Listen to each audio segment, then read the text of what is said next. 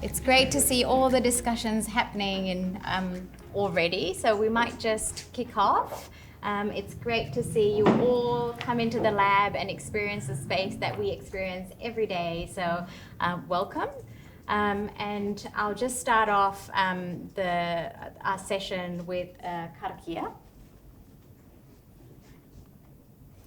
So, ko te kawa orunga, ko te kawa oraro, ko te kawa ora, ko te kawa ora, e rongo e whakairihia ki runga, turuturu o whiti, whakamoe ki tina, tina, huye, tai kie.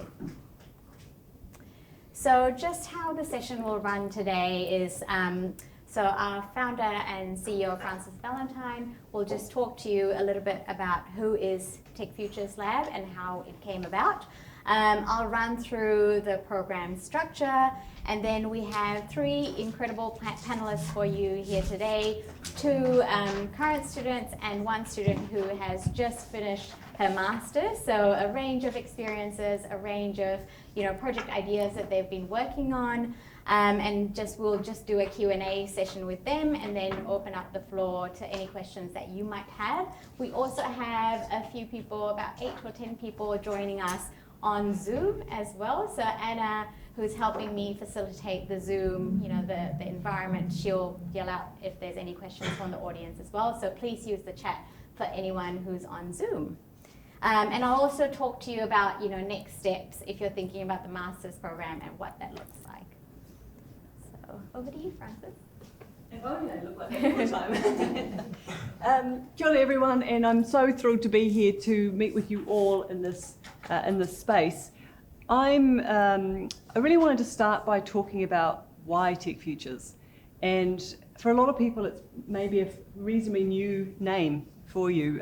We haven't been around that long, just 6 years, but we are New Zealand's only graduate school, and so if you look across the world, private graduate schools are really dominant, the likes of the Stanfords and the Harvards, and people going off and really thinking about professional development as adults. And strangely in this country, we don't have that culture. And for those who do follow me, I'm pretty vocal about this issue, that first of all, I would guarantee in this room, a lot of you were not born here. A lot of you have returned to New Zealand and actually are looking for some really brave conversations. And what we find is there is just generally a lack of understanding how far and how fast the world has shifted in the last 10 years. And so I've always been a sort of a restless technologist and wondering what it is that holds people back from adopting the technologies of our time, but also thinking them as tools. These are the tools that we can apply to society, to humanity, to the environment, to business, to whatever the cause is that gets you excited about getting out of bed each day. And so when we look across the New Zealand landscape and the economy, we often see a lot of trading on the way we've done things before. And the way we did things before, if you go back just pre-COVID, we were a country of primary industries. We shipped a lot of stuff offshore. Now we know if you just take the one issue around this novel pathogen that changed our world, we have to become something different. We have to take advantage of what we're now known for. And what's really fascinating around the world is New Zealand, Aotearoa New Zealand, is seen to be a trusted nation.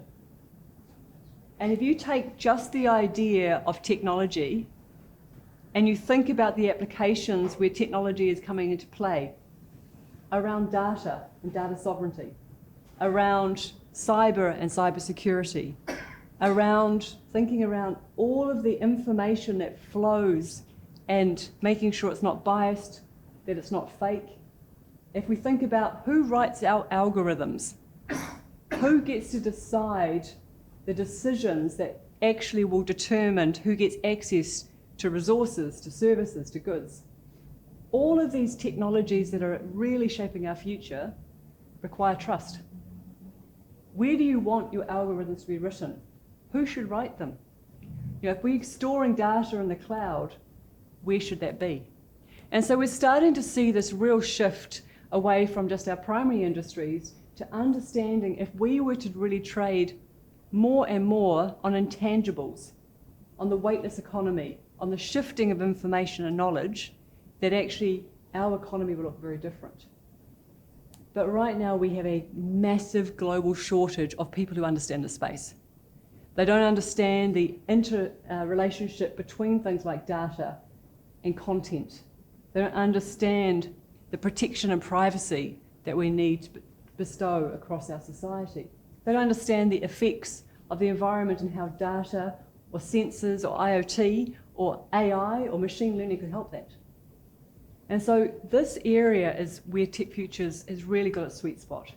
It's saying wherever your background is, it's not about a body of knowledge, it's not about you coming out of an engineering world or out of medicine, or you're not coming out of business or banking. It's about saying, coming in and being exposed to this huge macro view of global shifts, and then pulling from it the information you need to make good decisions. Because some of the issues that we are going to be faced between now and the next few years is most of last year the world was in lockdown. The innovation rankings globally have shot up. The record number of patents have been granted. The digitization of the global economy, depending on which report you read, is somewhere between 4 and 8 times faster than it was pre-COVID. And yet nothing has changed here. The benefit of being compliant, responsive to science and technology, following the rules, meant that we did have the opportunity to carry on pretty much as normal. And so now we're facing this greater divide between what New Zealand can bring to the world and what the rest of the world are already doing. And so this program, we now have 14 cohorts of professionals who have been through the program and have applied them in the most extraordinary ways, the knowledge, whether they're doing something for themselves, whether they're building capability inside their organisation, whether they're trying to make impact in their community. And what we want to make sure tonight is you understand that the beginning and the end of these great opportunities comes down to you. What I love about knowledge is it's accessible to everyone. It's the most democratized resource we have. There is no limitation. But what we have to have is much braver conversations. We have to take on some of the ethical challenges of our time.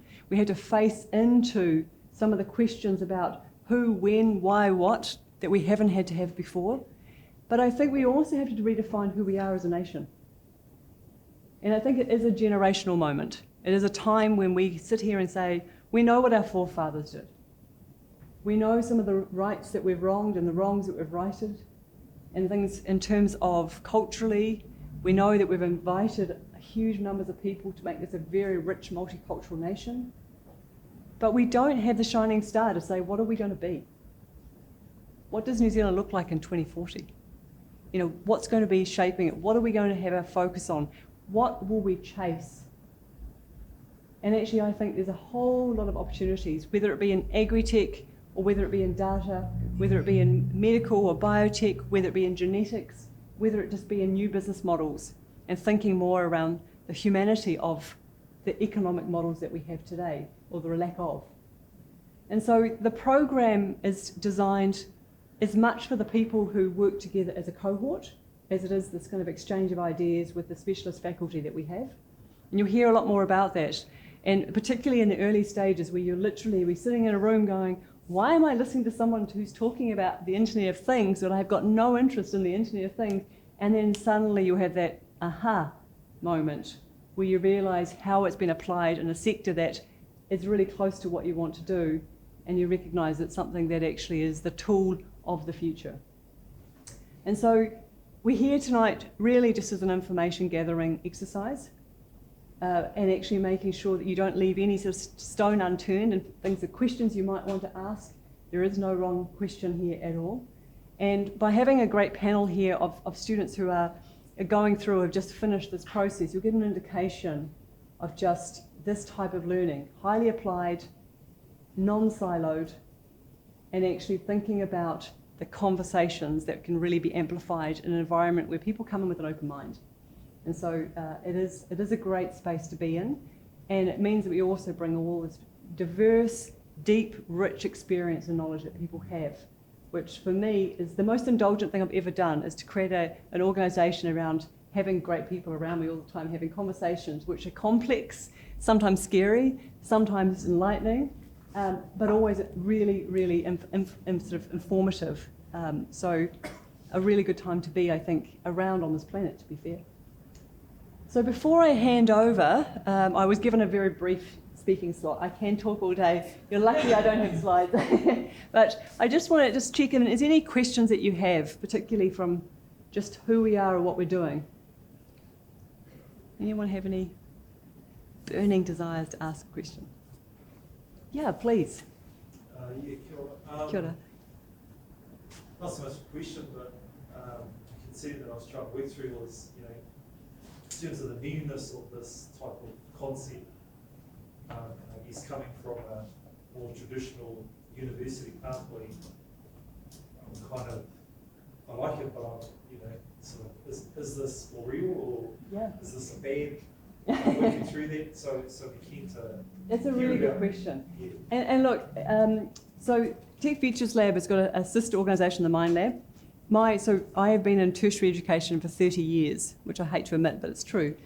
And actually the whole 30 years, people have been trying to change the stronghold of traditional education, which is still very siloed. So if you go to the universities in this country, you'll still find the School of Engineering and the School of Medicine, the School of Business. That has been disrupted for a long time globally. Actually, the multi-disciplinary focus, and actually even this, what we call almost the additive type of education, where you do smaller blocks of learning and you add them and you bring in industry and experience. The model has been fragmented for a long time, but I do think here, because we've had no outsiders in, we've never had the ability for these international universities and schools of bodies of there are think tanks and organisations have never come into this country. And the reason they've never come in is we've actually mandated that you cannot bring in external universities to this country. So we have to grow them locally. It's a really hard thing to grow a model of a university in a private capacity, because actually you actually cannot have multiple schools of knowledge. You do need to be multidisciplinary. You do need to be linked into industry. So we are the same as any university in terms of the way we're accredited, but the NZQA, the credits are just as transferable. We have got people who move between and fluidly between programs. This is not our only masters. We have a number of master's programs. This is our flagship. This is the one that sort of stands on its own in terms of it's very different than anything else you'll find locally. A lot of people, when they first come here, will say that they're looking for an MBA, and then they suddenly go, actually, this is a very different look at a different lens around what would have been an MBA. But there isn't any difference. New Zealand has one accreditation, one quality assurance system through NZQA, identical. It's just as slightly different and only 6 years old. So we're not a fad. I'm not going anywhere. But it's a really valid point, because we are breaking into a territory that we have is just as many people with PhDs on staff and faculty. We have just as many people who are extraordinarily bright and have been educated around the world as any other institute, but we're just smaller. So it's fundamentally it, but good question. Yeah. I was wondering, the people that graduate for your specific programs, what kind of skills or consultants or innovation they can provide for the next jobs, or what can they do? Or From here and where they go? The ones who specifically graduated for your programs. Yeah, so what they can offer? So there is a very tricky question to answer, because everybody comes from very different backgrounds. And I'm sure if you ask the question tonight of the students here, in one class you will have people from as many different sectors as there are people in the class. And so almost all of them are studying part-time. Few people do study full-time. So full-time, if you really want to really work hard and do it in a year, absolutely. Most people are working already. So where they end up will depend on where they intended to go. Because actually they may stay in their same role, have a promotion, lead a sustainability initiative, lead a digital transformation, head up a new team, change the way that they recruit. It could be anything like that. Others will go off and start. And in fact, Paula, I'm going to just flag. So Paula, who's on our team and works for us full time, is our very first student. Gen 1, number 1 student, and now she works for us. And Paula's other organisation is around cybersecurity. So she has a business called De-Risk. and around family cybersecurity. And so she has developed that with no background at all in cybersecurity. So that's where her journey took her. And so it is a hard question. I'm not trying to deflect it because every single person is already working. It's really hard for me to claim that where they went to is because of us. What they have done is they've changed their future individually. And so I think the big thing is, and it comes back to me with learning, is you do get to be who you want to be. There was a time, and even for myself, you know, where I grew up, the limitations of what I could do was based upon the small region I lived. And even those kids in the same small town have opportunities that I would never have imagined because education and knowledge has become so accessible. And so I think it's a really interesting time to actually say you don't have to know someone or have to be down the road from the best university or have a huge bank account. That's not the case anymore. Information has been democratized, and I think one of the really interesting stats, so Microsoft and LinkedIn did a huge study that came out in January this year. In the world today, there are 7.8 billion people. But amazingly, there is only 51 million people who work in the decision making around this area, which feels like a really small number, 51 million out of 7.8 billion. However, the demands that they are now stating in 3.5 years is going to go from 51 million,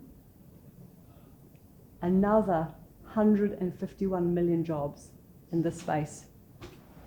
51 million, another 151 million. So we're going to see this tripling effect of demand right now. In New Zealand, they've just done a digital skills survey across the country based upon no difference in growth, just replacing people and seeing people leave and change over. And so that's been done by TechNZ and a consortium of people. There is just under 4,500 new jobs just to stand still. Normally, 3,500 of those jobs come from internationals who immigrate here. And the borders are closed.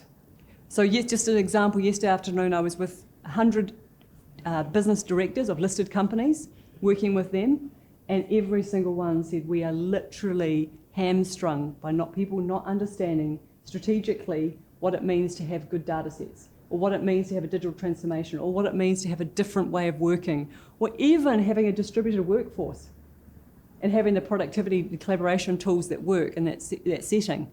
So wherever you look, there is change happening. And look, we've had people here who are surgeons and dentists, we've had engineers and people who build high-rises, we've had people who are literally at the grassroots and working with iwi.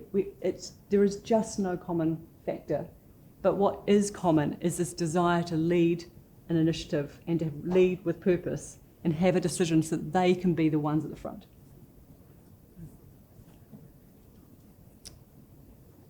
Yeah. What is the level of programming skills you will need in this course? To get on? Coding? Do you need any coding Oh, no. skills? So this is not a tech course. Yeah, you will get to play with technology. The reason why I ask you this is because there is a statement in the brochure which talks about playing with AI code. Yeah, and you will learn to do that, but actually it's playing with. Playing. You will understand. So for some of you, you'll be saying, okay, we're taking data, we want to be able to use machine learning to build the best information out of this data set.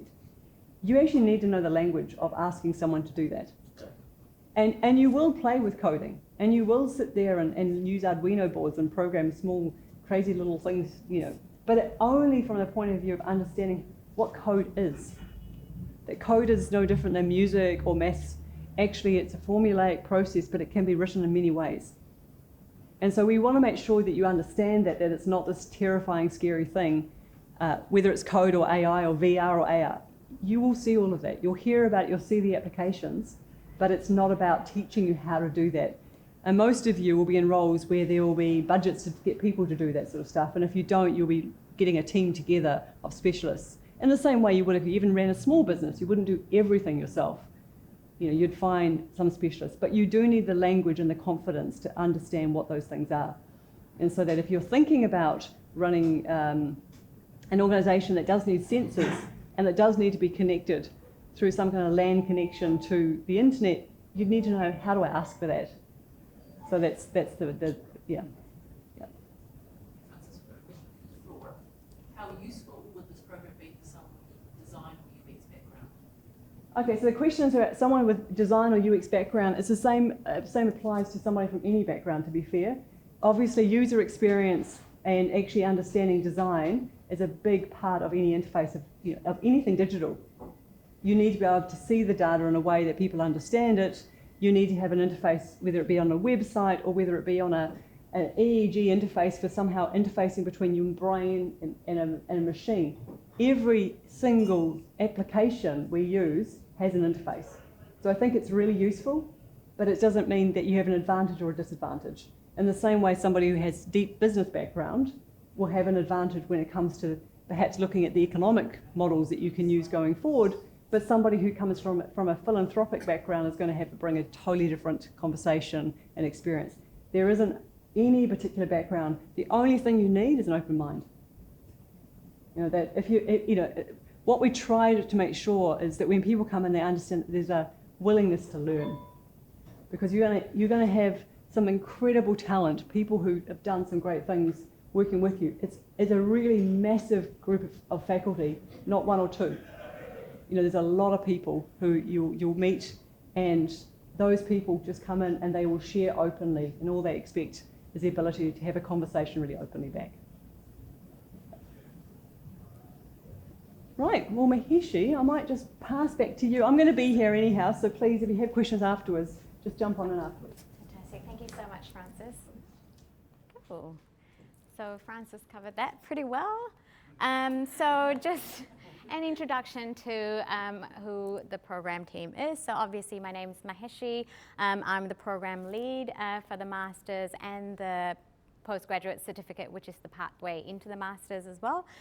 So my role is really to operationalize the Masters program. So, any program improvements, design, the sessions. So I often have catch-ups with Francis to say, does this session still work? Does it fit? Is it current? And so we kind of refine and reiterate as we go. And then we have the lovely Paula Gare over there, who's, first candidate cohort 1. So she's our amazing lead advisor. So behind this master's program, we have a group of incredible advisors who are also, involved in some of the sessions that you will hear. And these advisors will kind of be your sounding board, your guide throughout your master's program as well. So she leads that team. And then we have our incredible program coordinator, Yuka Gray. She has just a fantastic nature of coordinating all the bits that go with, running this Masters, and she'll be, your main contact point in terms of, submissions, and locking in grades and what have you. So yeah, we have an incredible team behind us to help support you as a candidate in this program. So just in a nutshell, how the program works is we've started offering a kind of part-time 75-week version and a full-time 52-week version of the program this year. And so regardless of which version of it you take, the first 20 weeks with what we call the immersion phase is the same regardless. So if you're doing a full-time job already, I would highly recommend you consider the part-time option. And candidates who consider the full-time option are those who have, left their jobs, they're focusing on the Masters itself, that's their primary kind of focus for the year, and that's kind of how the separation works. So the immersion phase is really what Francis was talking about, that immersive experience. You'll get exposed to a range of sessions that will challenge your thinking. It'll cover the emerging disruptive technology component, as well as the more academic component that you need in terms of, developing the project plan at the end of it. So at the end of the immersion phase, you'll have a solid research question that you're going to explore in the applied learning phase. You'll have your ethics approval in place to go out there and collect your data. You'll have mapped out what your applied learning phase looks like in terms of solution validation and then designing a potential solution. And so, so the applied learning phase and the immersion phase is basically our two chunks of how the Masters is separated. So we have 2 intakes coming up. So we've just had an intake start in February, so Gen 14. That's an online blended learning model. But the next two intakes, Gen 15 and Gen 16, which is in June and October, are on site and face-to-face in person. So the closing dates are there. We also have scholarships available for our Maori and Pacifica candidates. And then we also have early bird, 25% off the full course cost. That ends on the 24th of May for the June intake. But all this detail is on the website, and if you want to learn more about, the nitty-gritty stuff about the program, it's all available in the program handbook. So I'm just mindful of time and the value, the time of our panelists. So I might just move on to our panel session, but I'm going to hang around afterwards. So if you have any questions about the program, feel free to talk to Paula, myself, Francis, any of the faculty available here. And I'm also involved in the interview process. So when you apply, there's an interview, and so I'll get to know each and every one of you before you start. And I've already spoken to a few of you already. So that's incredible to see you all here as well.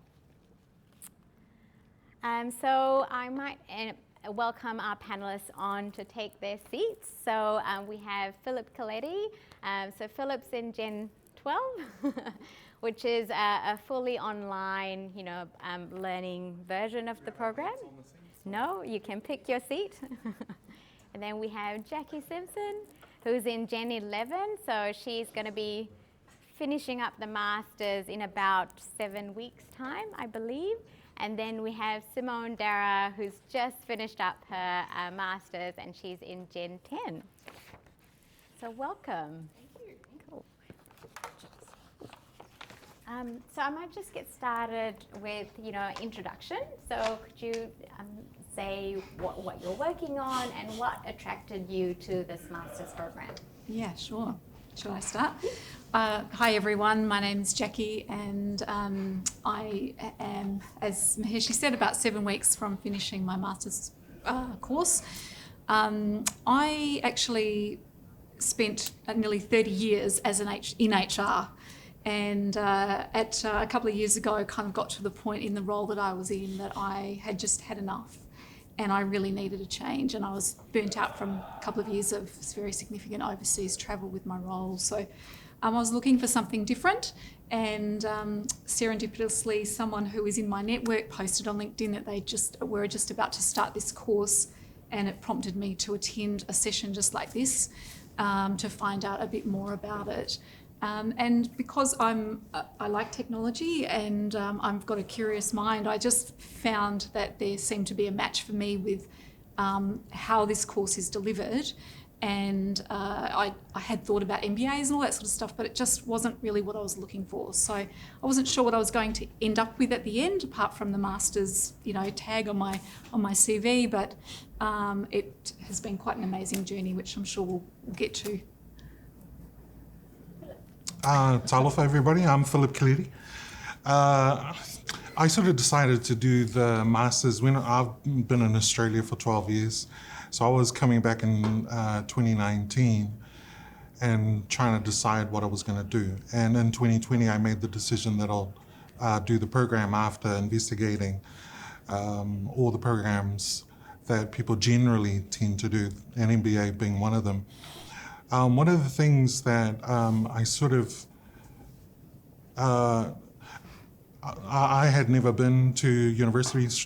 I went straight from school, a private school in Ponsonby, straight to work, just because of family circumstances. So this, when I was in Australia, I got a shoulder tap with what I thought was going to be my dream job, and it was to be a change manager for the implementation of a medical record in Samoa. I'm Samoan, so naturally I was attracted to go there. And PwC had, some directors in PwC had shoulder tapped me to do that project in Samoa. But the government of Samoa required all of the project team to be postgraduate. They needed to be graduates. So, and they had to have a postgrad certification. So when I came back to New Zealand, I thought, okay, nobody knows what my experience is.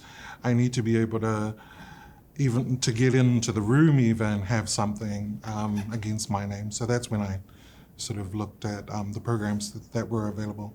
And the MBA was not really attractive to me. And I was looking for not the traditional way of learning. I had been through that system and I thought, no, that's not going to work for me.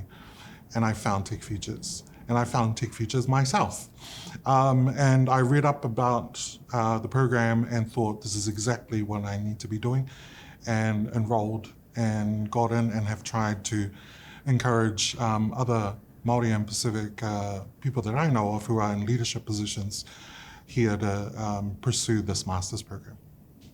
Sorry, long-winded. Awesome.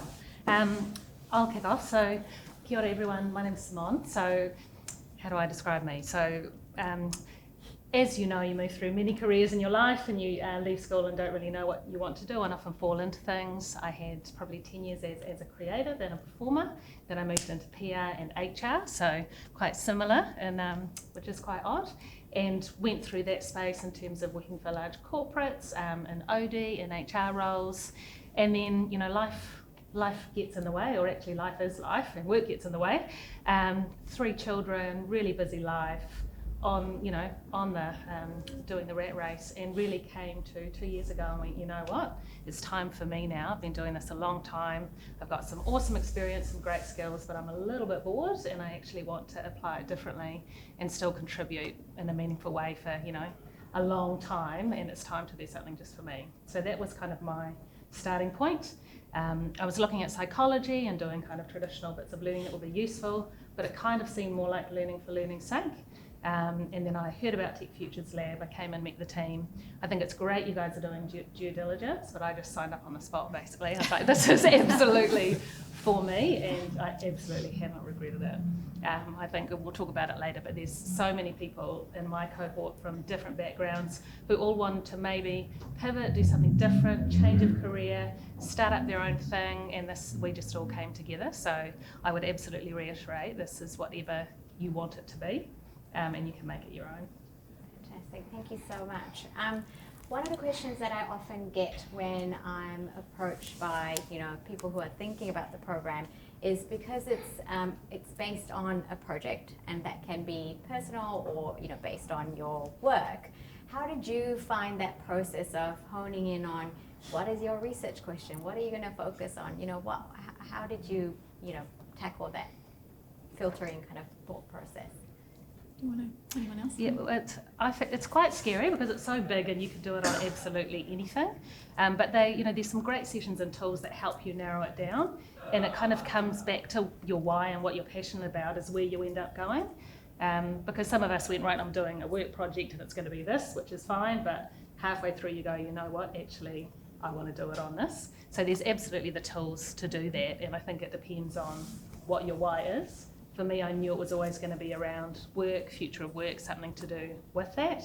And I'd been a big advocate and I guess a passionate advisor about flexible working and ways of working. So I just went there really, really naturally, and that focus actually never changed for me. But it certainly did for some people, and they pivoted and changed a lot, and that's absolutely fine too. Yeah, I think for me, I came into the program with maybe 3 or 4 areas of inquiry, things that I was kind of interested in, and reasonably quickly within the first couple of immersion sessions started to hone in on my project. And my project, I created some personal criteria for myself about what I wanted to get out of this process in terms of my development and learning, and I compared each of those ideas to that criteria that I set for myself. And one of my criteria was that I wanted to do something totally different to HR. So I had a bit of a passion project that is looking at sustainability in the fashion system, specifically in a New Zealand context. And I'm not from the fashion industry. I had never done anything like that, and I'm not from the tech industry either. I'd worked with people, so it was really challenging at first, but that that was where I landed on it, because it met my criteria for the things that I wanted to build and develop through the program and come out with at the end. So my experience is I'm known as the guy that pivoted every single assessment in our cohort. And the reason why was I came into this program thinking I'll just get the academic qualification and be on my way. And what Tech Features does in the program is they bring all these extraordinary people to talk to you about the application of technology and all the things that they're doing, purposeful things that they've decided that they want to do to contribute to society and all the different industries. And I'm one of those people that needs to be convinced to do something. So I came in and my first assessment was this little technology project that I was going to do like ages and ages ago. It was going to be my $1 million project that I still haven't done, and it's been 7 years since I conceived that idea. It's still in the back burner and I might pursue it later, but I think the point is I pivoted every single time because as I was getting more information, and I didn't really have a project in mind, I was just navigating where this was going to lead. My background is in health, specifically Pacific Health in New Zealand. I used to work for Auckland District Health Board as their Community Development and Relationships Manager quite a long time ago. And then I moved to Brisbane where I was involved in project and change management, clinical systems, implementing clinical systems and that sort of thing. So when I did assessment 4, I was going to look at Pacific businesses and how might we scale them faster. That was going to be my project that I submitted at assessment 4. Then pivoted because I felt like I was an imposter. I didn't have a business, and I was going to be interviewing these people who were already in business, telling them, I can help you scale your business faster. So I kind of got imposter syndrome in that area, and then I sort of thought, okay, I need to do something in health. So that's what I did. I went back to what is a real passion for me, Pacific people, health, and technology. So I've ended up doing a project in health looking at care across the health system. And I know we've had a question from the audience already just about, the sessions and whether you need to know how to code. So can you kind of speak to that with the sessions that you're immersed in that immersion phase? What did they look like? What did you feel about them? And what sparked your interest from them as well? I think, so I definitely don't code, and I've realised, I've worked out through this course, I'm never going to be a coder, so that's been a good thing to tick off. But I think the program is really broad, so it kind of, you'll have a session on the future of food, and then you might have a session on big data, and then a session on AI, and you've got all of these pieces that come together to sort of feed into your knowledge bank for delivering your project. So I would say that every session that we had was incredibly accessible for everyone. It wasn't necessarily challenging if you weren't from a tech background. Having said that, we have people in my cohort who are from a tech background, and so they found other sessions more challenging. So the business sessions, I didn't find those challenging, but I was able to contribute to those. And it's actually meant that within your cohort, you also get this ability to kind of cross-fertilise and use each other's skills and support each other. So they're very accessible. I completely agree, and I think it is the value of your cohort. I mean, I've formed some friendships. We meet every 6 weeks now. That will continue. There's real depth to those relationships, and everyone does have different skills. I don't have a tech background. I couldn't code if you paid me a lot of money to do it, but I could find someone who could, and that's the thing. It's knowing what to look for, what to ask, and so now I know, high level data, AI, machine learning, what that looks like, but also a business model is disruptive technology. So it doesn't have to be, okay, they're talking about an app. It can be a business model or anything to do with ways of working. So you kind of think about it more broadly than you might initially think it is. Yeah, I agree. I agree with both. It's technology is just a tool, and it depends what your strategic goal is. What is your intention? What are you hoping to achieve? And what is the technology that's more likely going to deliver that for you? I think it gives you a really broad perspective on the applications of technology right around the world and the sorts of things, the problems that they're solving, and how we look at those things and tailor those to the things that we want to fix, the problems that we sort of see that exist, and how might we fix those. And I guess if there's something you don't understand, the tutors are amazingly accessible. You can come back to the next cohort and join that class again. There's lots of avenues available for you to just pick that up again, and lots of resources online as well. And with that industry, expertise who come in, who are subject matter experts themselves, has that, created like this network effect where, you're expanding your network, you can connect people to different people, and as you go along your journey, you have these touch points that came from the masters itself. Yeah, I think for me, what's been amazing is the number of industry experts that have come in and have said, look, if you buy me a coffee, I'm happy to sit down with you for half an hour and have a chat about your project. And just there is this incredibly supportive network that is amazing and are out there doing incredible things, and that you feel you can contact and have a chat with that you never had before. So that's been great. Yep. Yeah, and access to, entrepreneurs, we had, at least one person a month come in and they've got this startup and tell us how they did it and the challenges, and really real conversations and real people, and that's amazing. And those people were also completely open to continuing that conversation and you reaching out. So, that's invaluable. Where would you find that normally? Absolutely. And so you'll be part of the alumni, and you'll be able to tap into all these people who are doing amazing things.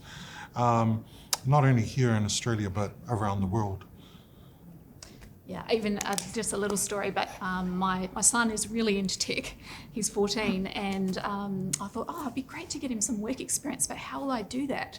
And I just posted in the Tech Futures Slack channel about, look, this is like, does anyone know anyone who can get him some experience in a gaming company? And suddenly he had experience on he did some testing of a VR game that's just about to be released, and he was on the inner sanctum. He was so excited because he knew exactly what was going on with this game, and he got to test it for a whole day and give feedback to them. And he was the first kind of tester that they'd had in who hadn't worked for a company. So it was great for him. So there's these kind of little, they're like the bonus extras that just come from being part of this community that is TFL. Thank you. And so in that immersion phase and then going on into the applied learning phase, you also have sessions on that more academic component to things. How do you do a literature review? How do you formulate a research question? So how have you found the assessments and the approach to those assessments? And I'm not sure if you guys know, but we do competency-based, marking, which means you don't get a grade. You get, pass with requirements, pass with recommendations, or not yet competent. And so because everyone's projects are so different, it's very feedback heavy. And so can you talk about, how you found the assessments and the structure? Do you want to start? Okay. Otherwise we're both looking at you. Yeah, right. I've found them really amazing. It's really done lots for my,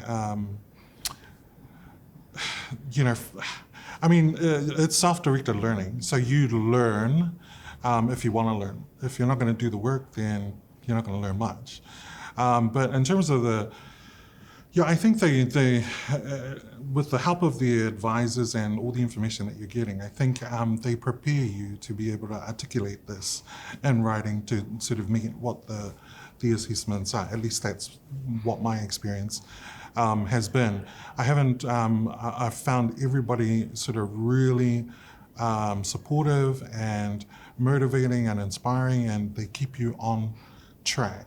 they'll feedback, oh, you know, maybe you need to do some more work in this area, that area. So I've got an amazing advisor, and I suspect all the advisors will be like my advisor. And I think Lisa Trail is my advisor in particular, but she knows how to read me, you know, when to push me, when to leave me alone, because I'm not feeling it today. But yeah, no, she really encourages me to sort of think about things differently. So there's a phrase that I don't particularly like, is you should. You should. Yeah, I'm not. My response straight away is, I'm not doing that. But yeah, so really supportive environment to sort of get you to articulate everything in writing. And I agree. And I think if you haven't done learning for a while, so it was, 20 odd years since I'd been to university, having someone really lay out, what is a literature review? What do you include in your references? How do you do that? What does that look like? What does your paper need to look like? Here's some things you can consider. Like, you are helped every step of the way to do that. And it is a lot of work, but you have to apply it, but you do have assistance every step of the way. And what I would say is just do hook up with your advisor and just use them, because if you don't use them, you're really doing yourself a disservice, because they've worked with lots of people, they've seen it before, they know when someone's procrastinating or just not quite doing what they should. Or actually, I found that really good as a measure of accountability and to keep me, because 18 months is a long time to keep yourself really, really focused, and it's important that you are, but I think there's mechanisms in place to support that. Yeah, I agree. The advisors, you'll all be assigned an advisor, and they're all amazing. And those conversations are really, really helpful for getting you through your assessments. Having said that, it's still there's some hard work. You actually have to put in the effort, and you might have some late nights and a bit of stress around your submission.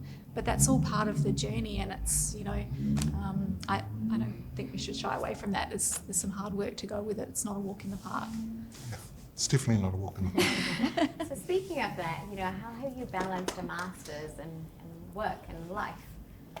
Well, I'm not working currently, so I've had the benefit of having a break from my career to really think about where I was going and actually just to, I guess, be in a space where I could think about what I thought about the concepts that were being thrown at me, which when you're in in an organisation, you're pretty focused on delivering an outcome. You don't often get a chance to think, what do I really think about that? You're just on the delivery. So for me, I was on that sort of journey where I was getting that chance to really go deep, but juggling my family and other things. So it's been easy for me, but in some ways, and in other ways not so much, in the sense that sometimes when you've got heaps of time, you've got all week to work on it, you leave it all till the end. So I actually, about 4 or 5 months into my project phase, I tightened up and said I'm only going to work on my project 2 days a week, because otherwise I was just wasting time. And so I just started to use some different techniques to be really efficient with it. So it's not necessary to not be working to do the program. Yeah, I've worked full time the whole time as well as doing that, Please looking start, after the Stephen. kids. No, and it's what you make it, right? So the time you commit to it is what you get out, and there might be, because you know what's required in the phase. The immersion is the first 6 months. That's about your learning and absorbing and just trying to piece things together and figuring out where to go.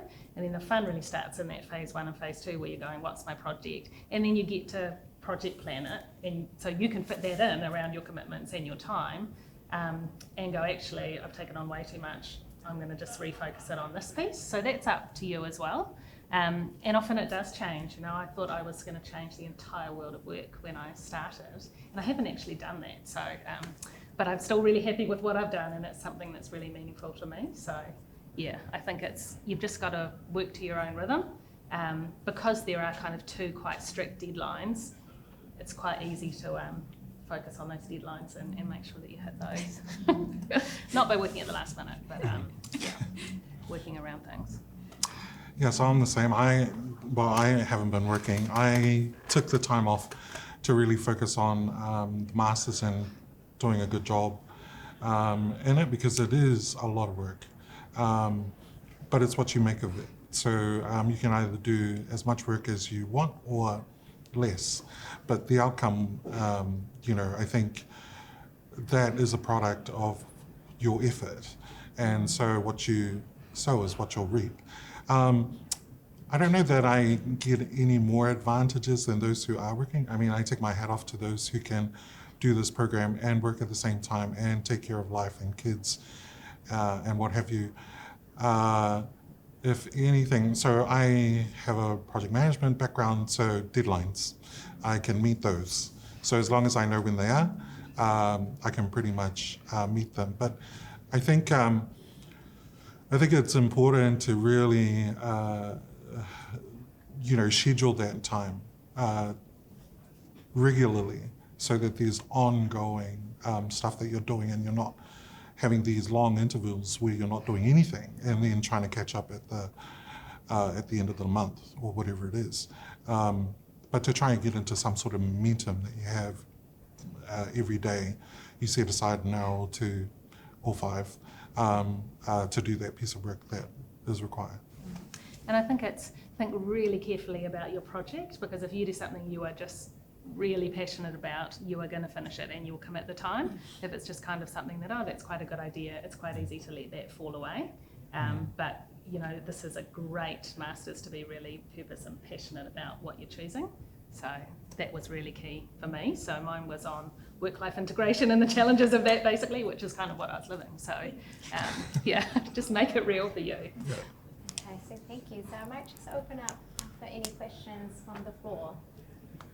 Have you any experience or that's out what the synchronize yourself, what the different skills and topics that provided in such a course? For example, when you talk about the technology, we face the different technology, so we need different backgrounds. So have you ever had the problems to challenging with the different topics when there's no backgrounds needed for such a course?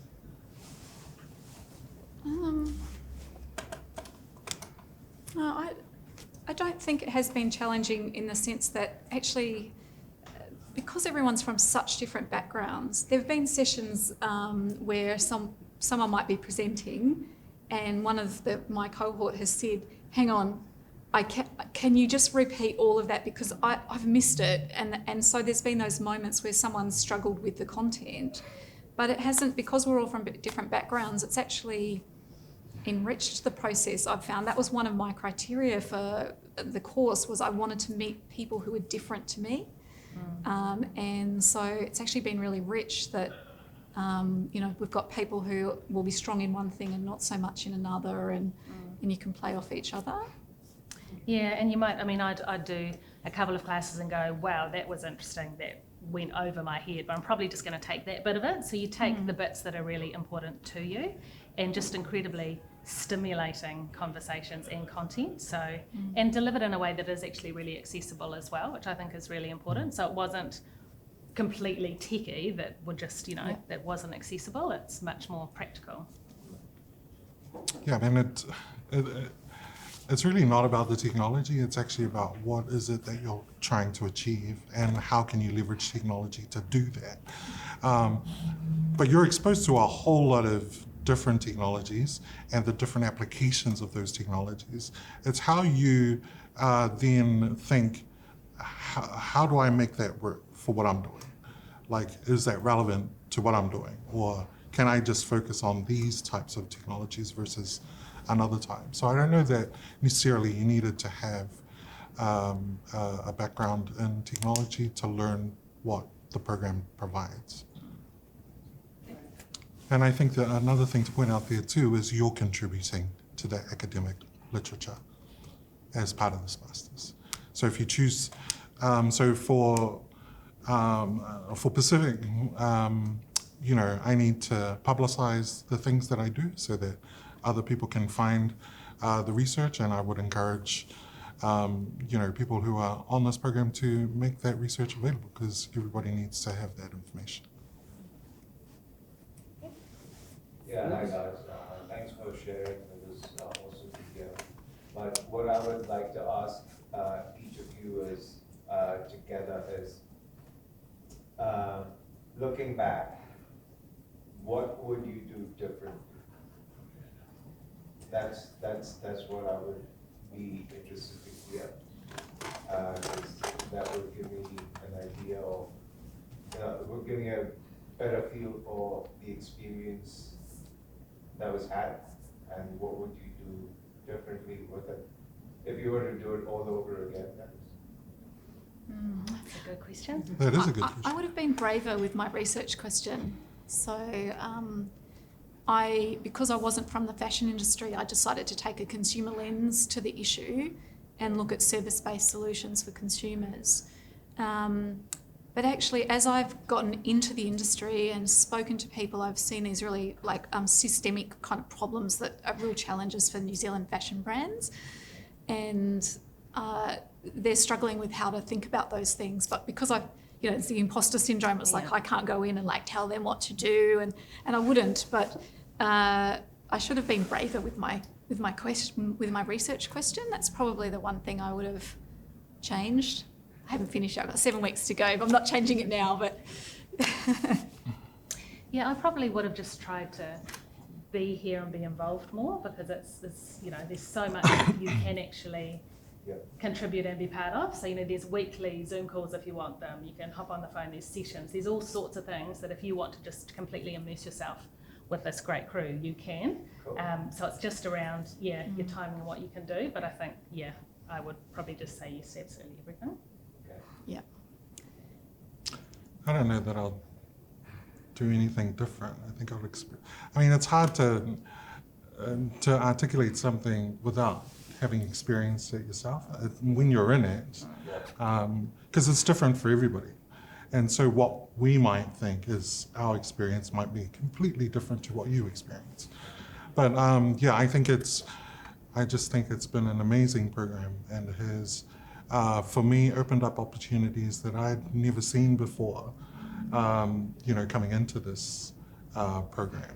So it's sort of kind of exciting times that you could pretty much, with the information that you've been given, pretty much look at anything and apply how you might solve a problem. What is the degree of interaction you actually have with the industry? And how do you actually go out to find the right person from that industry to actually help you with the project? It depends on your project. Yeah, depends on the project. How do you But actually- one of the part of your project scoping is thinking about your stakeholders and who you're going to need to talk to, and starting to identify who those people are. And for me personally, I started with one person. They suggested someone else. And suddenly, I'm kind of I'm sort of within the industry now, and it's weird. They're asking me about my research and what that means for them. And but you've got to be brave about it. That's the thing that I think we all struggled with at the start of our project, is you've got to make those phone calls, and you've got to write to people and have create these connections. That's part of the learning of the program. So there is, if it's a tech question, then there are people. If you need someone who knows about some element of tech, then you ask your advisor or others here at TFL, and they can help you with that. But if it's specific to your project, that's part of the journey. Yeah, and you spend a lot of time talking about your project or what you're thinking with your cohort, and all the people that come in the room say, oh, what are you working on? And you tell them, and very often you'll get, wow, have you thought about blah? Have you seen blah's work? I can introduce you to blah. So there's absolutely that network of just industry and thought leaders here. Absolutely. And I totally agree with that. People actually really want to talk to you when you engage them in the way that you learn about how to engage them, and are really, really helpful. I never got to go away. Who are you? It's quite a powerful place to be, to say you're a master's student and you're looking into something. People are, I don't know why, they're more willing to talk to you than if you were trying to sell them something. So it's quite cool.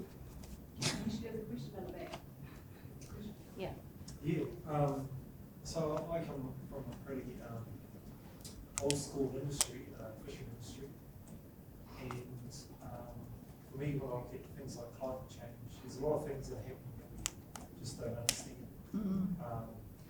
So I'm, rather than looking for an app or something like that, I'm looking for tools, frameworks to help me think about or consider the right things? Is that The course, the name of the course is a little bit deceiving sometimes because it feels like it's really about deep tech, and that is like a core, like there are all the levers that you can use, but actually it's this kind of really broad definition of emerging and disruptive technology, which could be a new business model, it could be an educational, something educational, it could be about social change. And so there's a lot of flexibility to shape something in that space. You don't have to develop an app or, do something clever in a tech way as part of your solution to whatever what you craft into your research question. You might not even know what the solution is until closer to the end. Yeah. Just a nuts and bolts question about the project itself. Is it just one big project that you work on during the whole masters, or are those micro projects or multiple projects you can dive into? I think Philip is a prime example. Yeah. You can do multiple projects, but some people stay with the same one the whole way, and others will just keep moving. The smart ones stay with the one with project. You just increase your workload to do more. But the other bit I want to know, is it always an individual project, or has there been a history of group projects, two of them taking off a startup? So there's nothing stopping people doing group projects. I ask this because I'm doing my master's in commercializing entrepreneurship, and that provides a lot of opportunities for that you can actually collaborate with students you've never met before. And spin out. There isn't any reason why people don't, and other masters people do it quite often. I'm not so sure how many people here. There's a lot of informal collaboration. So just speaking about fisheries as an example, we've had 4 different candidates across 4 different cohorts that do something that is completely different but to do with the marine environment. And so while they're not formally collaborating on necessarily building an organisation, they share their research and connections and stakeholders and build on each other's knowledge. But we're very open to collaboration both within a cohort, but also you can collaborate with people outside of Tech Futures Lab. It doesn't just have to be the work that you do, so that there's a recognition of your prior learning as part of the program as well. So we're very, very open and flexible in that regard. And your master's project, it may be aligned with something you're working on in your work environment as well, and then you bring that in, and then you see the synergies between the two.